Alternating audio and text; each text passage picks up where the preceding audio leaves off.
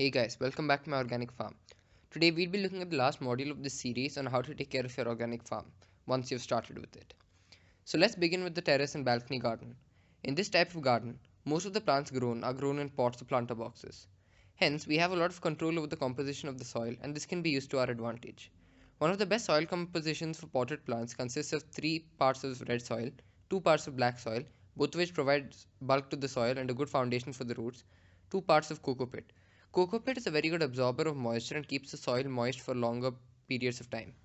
This is especially useful if you live in warmer areas where evaporation rates are higher. 3 parts of manure and compost are also added. This acts as the food for the plants, providing them with the necessary nutrition to grow. Since these gardens are not usually in direct contact with sunlight, the evaporation rate is lower. Therefore, it is sufficient if you water the plants once in a day, either in the morning or in the evening. Some plants like eggplant, tomato, and small fruit trees usually live for longer, more than 6 months. In such a case, it is important that we add manure to the plant every 3 months to ensure that there is a nutritional balance in the soil. Moving on to the backyard garden. In a backyard garden, since you're planting directly into the soil, you don't have the ability to easily control the composition of the soil. However, for the first 1 or 2 cropping seasons, the nutrients that are naturally present in the soil will be sufficient to ensure proper growth. After this initial cropping season, we will need to add about 12 to 15 kgs of manure and compost mix to the soil per 100 square feet to ensure that the nutritive balance of the plants are maintained.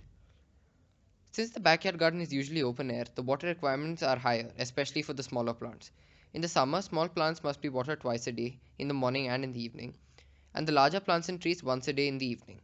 During the monsoon season, if you live in an area that receives a good amount of rainfall, then the water requirements would be less. In the winter, you will need only to water the plants once in a day in the evening. One thing that you can do is to create a compost pit using the dried leaves, fruits, and stems of your plants to create a compost pit. The compost usually takes about 12 weeks to weather. This is around the life of a cropping season, so you will have your compost for the next crop season ready. One more thing that you can do in your backyard garden is to use raised beds. This allows you to have greater control over soil composition and is ideal for plants with higher water consumption, such as lady's finger, greens, and others. They're also useful in the summer because the coco pit used in the mix stores moisture for longer periods than regular soil. The growing methods would be similar to growing plants in a pot. Another problem faced in farms are pests. Pests like caterpillars, ants, fruit flies, etc. eat leaves and damage fruits, which is not good for the plants. A homemade organic solution to this problem is a spray. This consists of neem oil, chili juice, garlic juice, and turmeric powder, which is then diluted in water before spraying on the plants. This spray can be sprayed once a week on plants to repel insects. In the event of a pest attack, this will have to be done every alternate day. One of the major advantages with using this repellent is that it does not harm the plants or its leaves or fruits in any way, and all its produce will still be edible.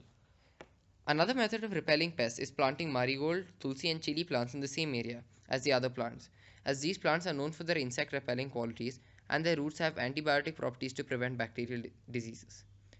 So this brings us to the end of this module on how to take care of your organic farm. I hope you liked this series. Please let me know if you have any queries regarding this series and any other videos that you would like me to post. Thanks for watching this video. Please like the video if you liked it and subscribe to my channel for further videos.